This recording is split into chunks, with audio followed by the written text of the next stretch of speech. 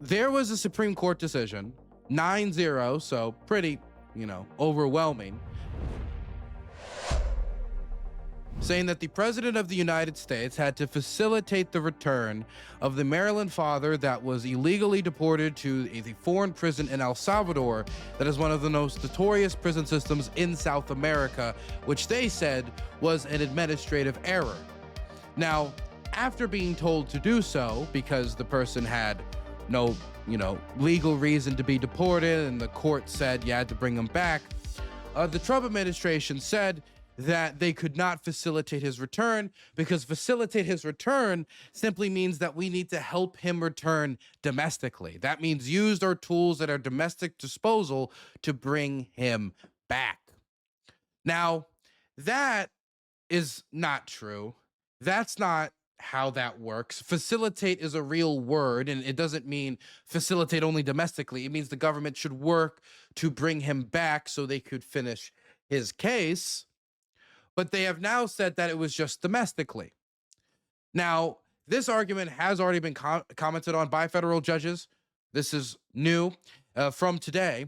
A federal judge has firmly rejected the Trump administration's argument of her directive that the government's facilitate the release of a man mistakenly deported to El Salvador only means removing domestic obstacles that would impede his ability to return to the U.S. And I quote, "When a wrongfully removed individual from the United States that's outside the borders is not so cut and dry that all you have to do is remove domestic barriers," U.S. District Judge Paula Zena said during a hearing Tuesday afternoon. The administration's understanding of facilitate, Zena said, flies in the face of the plain meaning of the word. But them saying that they don't have the ability to get this man back because they only have to do it through domestic means, combined with the El Salvadorian president being with Trump saying, oh, he can't bring him back, even though he's an extremely powerful authoritarian man and he absolutely could grab the guy and send him back. It's within his power. He is just choosing not to, probably because Trump asked him not to, meaning that this man has been lost in the system. It's Trump's responsibility to facilitate his return, but he can't.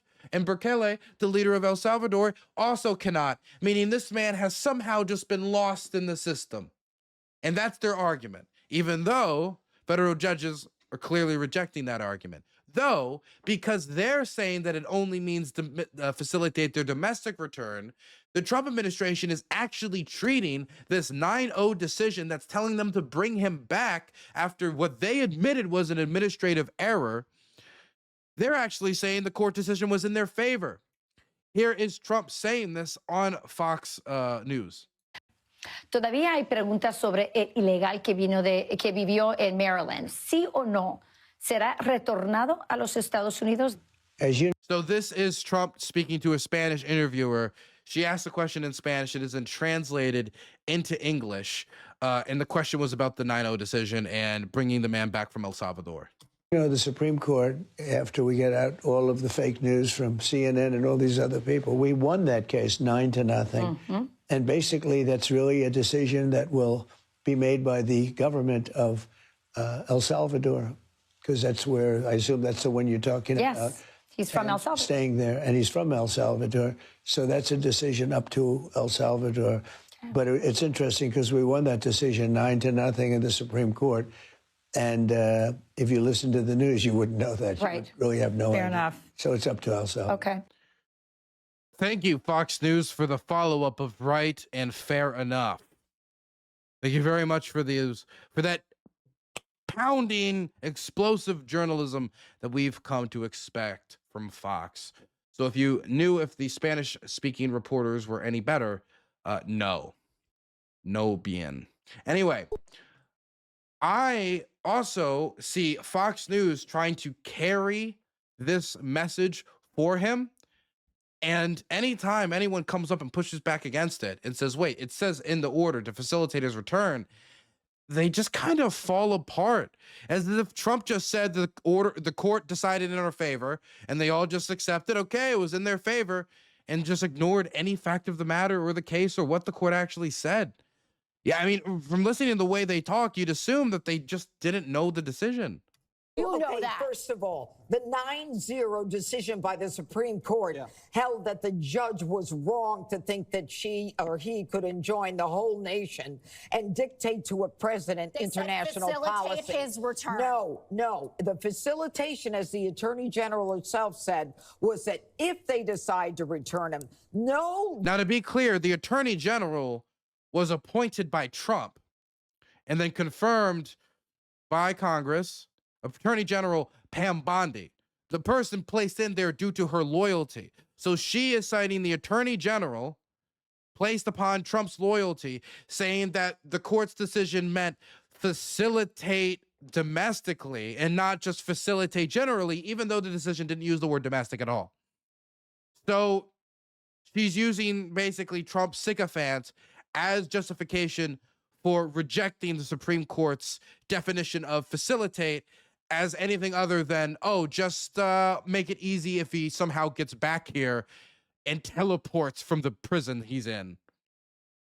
judge can tell the president you have to go into another country and pull a citizen of that country and bring him back here when he's illegal here in the first place. All right. Greg. And this, again, is a prelude to what Trump wants more of. The reason he doesn't want to bring them back, even though they admit it is an administrative error, is because that could mean them conceding more later on, having to bring other people back. So they'd rather send people overseas or send people to other foreign prisons. Oopsie daisy, made a mistake. Well, they're already over there, so mistakes have been made. We don't have to bring them back. It is what it is. Due process canceled.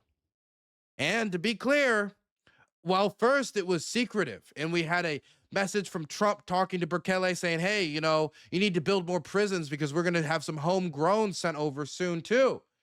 Then we got his press secretary talking about sending American citizens over to the prison in El Salvador. And now we got Donald Trump also saying, you know, we would like to send American citizens, deport American citizens to one of the most notorious prisons in South America. Could we use it for violent criminals, our own violent criminals? I call them homegrown criminals. Yes. I mean, the homegrowns. The ones that grew up and something went wrong and they hit people over the head with a baseball bat. We have, and push people into subways just before the train gets there, like you see happening sometimes. We are looking into it and we want to do it. I would love to do that.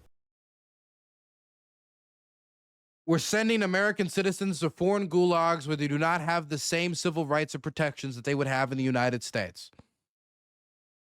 Now, let's be clear. Now, we don't know for sure we're doing this. We don't. Even though with so many administrative errors, maybe somebody fall through the cracks. This is something they say that they're looking into doing. That's also what the White House press secretary said.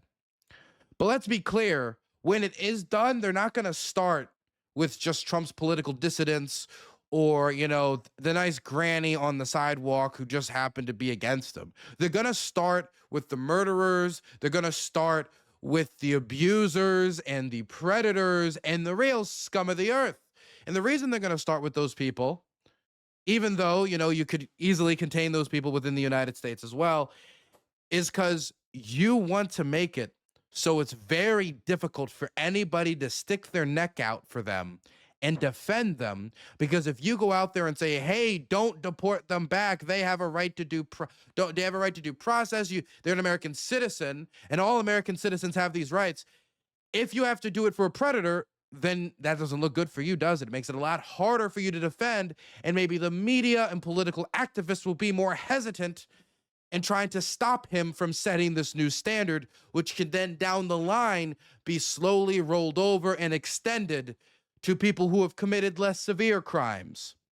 And then maybe Trump can use this system to deport prisoners he particularly doesn't like, maybe somebody who's a political dissident of some sort, or a prisoner who maybe, you know, committed a crime that is against his political team, then they can be sent to foreign prisons. And he can disappear his enemies. This is the danger of removing due process and Americans from the United States and deporting them to foreign prisons where they do not have the same rights and protections that they have in the United States. The reason we hold those rights for the worst of us is because if we start letting people fall off, then where do you draw the line? And even if you try to draw the line, who says that somebody else can't erase it and draw it not to include you? Point is, this is a dangerous precedent. A dangerous precedent from a dangerous president trying to be set, and the whole country is watching it happen in real time. This is the man, by the way, his wife, talking to the public about the fear of not being able to know what's happening to her husband and her children not knowing when he's going to come back. The man who's been lost, the Maryland father that was lost in all of this. I find myself pleading with the Trump administration and the Bukele administration to stop playing political games with the life of Kilmer. Our family is torn apart during this scary time. Now, Trump does not have a good answer for this. He simply just pretends the Supreme Court decided in his favor. But Trump is not the only person being questioned about this. And when you're going to have town halls like Chuck Grassley continues to say he will do, you're going to be confronted about these types of protections, which those who are educated could see, if not upheld, could eventually roll over into their families, depending upon, time and circumstance. Here is an example of Senator Chuck Grassley getting an earful from one of his constituents about the need for due process and Donald Trump's disregard for it. Supreme Court said to bring him back. Judges are. And the president is upholding the Constitution. He's defined the You're on the Constitution. Judiciary Committee. Trump don't care. If I get an order to pay a ticket for $1,200 and I just say no, does that stand up? Because he's got an order from the Supreme Court and he's just said no. Yeah. He just said, screw it. I'll be able to answer your question. You ignored my letter. Guatemala or El Salvador is an independent country. The president Speak up, please. We can't hear you. The president of that country is not subject to our U.S. Supreme Court.